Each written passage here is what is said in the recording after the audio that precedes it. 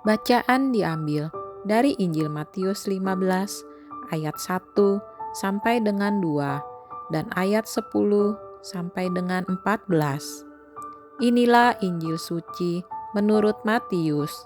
Dimuliakanlah Tuhan.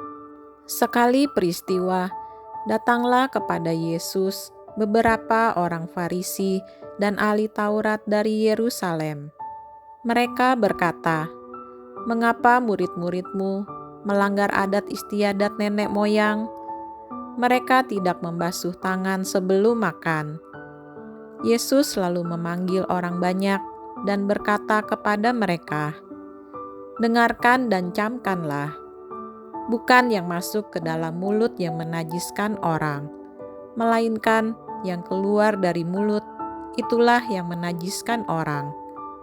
Maka datanglah para murid dan bertanya kepada Yesus, "Tahukah engkau bahwa perkataanmu itu telah menjadi batu sandungan bagi orang Farisi?"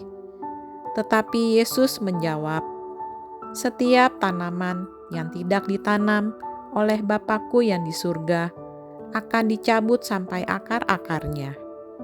Biarkanlah mereka itu. Mereka itu orang buta yang menuntun orang buta. Jika orang buta menuntun orang buta, pasti keduanya jatuh ke dalam lubang." Demikianlah sabda Tuhan. Terpujilah Kristus. Untuk kita renungkan, untuk apa kita hidup di dunia ini? Jika pertanyaan itu dikemukakan kepada orang Farisi, mungkin mereka akan menjawab, untuk menaati hukum.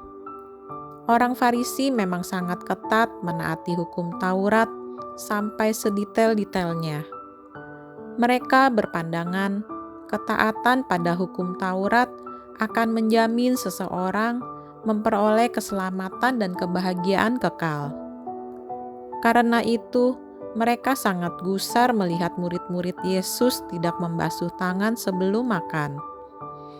Jauh-jauh mereka datang dari Yerusalem ke Galilea hanya untuk menegur Yesus tentang hal itu. Ini bukan soal kebersihan atau kesehatan. Membasuh tangan sebelum makan adalah perintah agama dalam rangka menghilangkan kecemaran yang disebabkan oleh sentuhan dengan hal-hal yang najis. Tangan yang najis mesti dibasuh agar makanan halal yang disentuhnya tidak berubah menjadi haram. Para murid tidak melakukan hal itu. Mereka telah melakukan kelalaian yang sangat serius. Pandangan orang Farisi dikritik Yesus dengan menyindir mereka sebagai tanaman yang tidak ditanam Bapa, dan orang buta yang menuntun orang buta. Yesus menegaskan bahwa yang menajiskan orang bukannya masuk, melainkan yang keluar dari mulut orang itu. Untuk apa sibuk mengurusi orang yang tidak membasuh tangan sebelum makan? Lebih baik kita melihat diri kita masing-masing.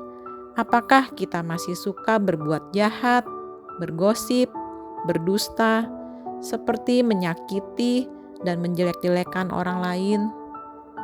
Perbuatan dan perkataan yang merusak kehidupan bersama, itulah yang membuat diri kita pantas disebut najis. Demikianlah renungan. Marilah kita berdoa bersama-sama. Bapa yang Maha Rahim, Engkau telah memberi teladan yang nyata lewat perbuatan yang dapat meringankan beban hidup banyak orang. Bantulah kami agar dalam kesulitan hidup ini, kami berani mempercayakan diri pada pertolongan dan kerahiman-Mu.